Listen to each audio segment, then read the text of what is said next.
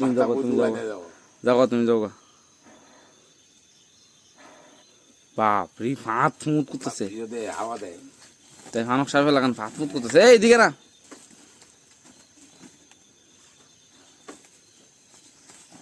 এই মাটি দিয়ে বলাইছ না রাত মারুম বস্তা সরা এই ফাইভ দেখাও মতো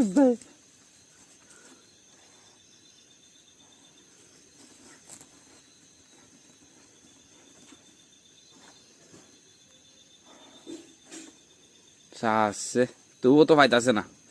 সর্বনাশ এই বেজে খুঁজতেছে তাই